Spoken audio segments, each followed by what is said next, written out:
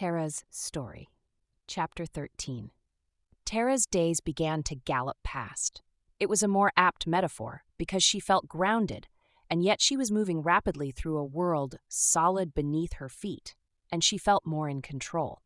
The patterns were different. She still ran through the forested areas of the park most mornings, just in time to catch the light filling the sky.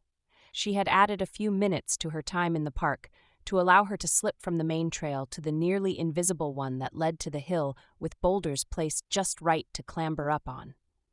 She'd stand in the flat space on top of the biggest one, with her arms outstretched as the first rays of light burst over the treetops and hit her face like a big, juicy kiss.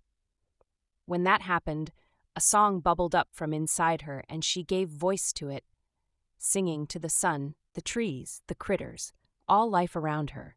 The breath vibrating through her throat sent notes of joy all around the clearing. Then, energized, she could head back home and then to work, ready to dive in. Another difference was how she moved through her day. There were still way too many meetings for Terra's comfort, and because they were all about police work, the meetings were always about things you never want to happen to people you care about. This had been part of her problem, Terra realized now. She did care. She cared so much she'd devoted her life to this work. But now she realized the limits of what she could actually do, no matter how competent or hardworking she was. The even bigger difference was how she spent her evenings. Terra no longer spent hours long into the night poring over the files of the dead angels or scouring the board of maps with pins, pictures of possible perpetrators, and questions written in red felt-tip markers. She had learned to drape a cloth over it to contain its energy when she wasn't working on it. Besides, since she'd emerged as her Mo and scared the guy away, there had been nothing new to add. She did still, every evening, settle in the quiet into her Mo senses and look for him, but so far there had been no hint of him anywhere. So instead, Terra spent time with Mamo and Mama and her own Mo self, whom she'd inadvertently named Baby. It happened one time when she'd gone to the lake in the park in the wee hours of a really warm, humid night when she couldn't sleep. Tonight it feels like Molokai here. She'd sat there, wiggling her toes in the water and relishing the way that the acres of park and forest protected her from the intrusions of the city. No traffic noise or sirens just then. Terra tuned into her Lizzie senses. Nope, no humans anywhere near. Not even a dog or a cat registers. Terra's grin stretched wide across her face as she entertained the thought. She heard Mama's whisper, "Yes, why not?" Terra gave herself permission. There's no danger, and if any shows up, who's going to mess with a moo? She giggled, feeling deliciously naughty as she peeled off her t-shirt and running shorts, tucked them into her shoes, and stuffed them all into a low notch in the nearest tree. Her naked body still felt sticky. So when the water gurgled around her skin, she breathed a sigh of delight. Terra side-stroked to the center of the lake and lay on her back, admiring the night sky. She floated there for a long while, listening to the water sounds.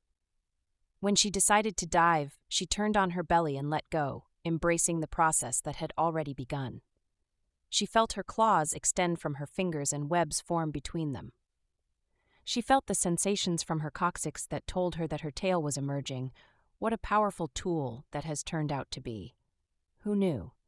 She moved her jaw from side to side to make the growing size and rows of teeth more comfortable. She wiggled her tongue inside her mouth, needing to give its long coil more room too. And then she dove. Terra hadn't known what to expect.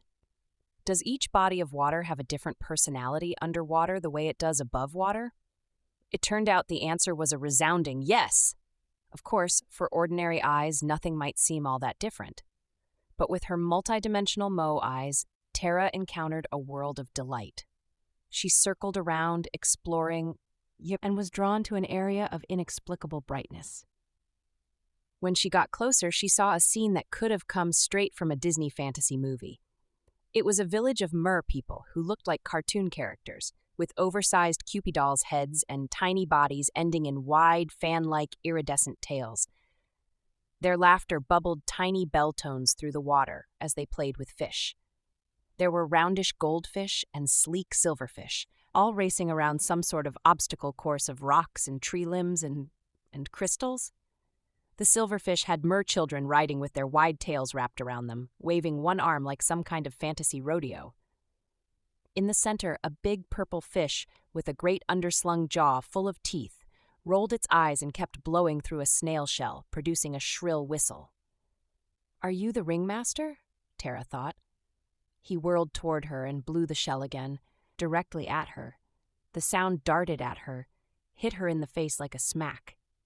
"Ooh, sorry," I asked. Feeling chastened and like an intruder, Terra turned tail and swam away. That was the most interesting thing she found in the lake that night, though she did discover some other openings that she knew were also multidimensional.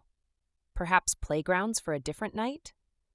She'd had enough for now, so she headed for the surface and peeked around. Everything seemed just as serene and safe as before.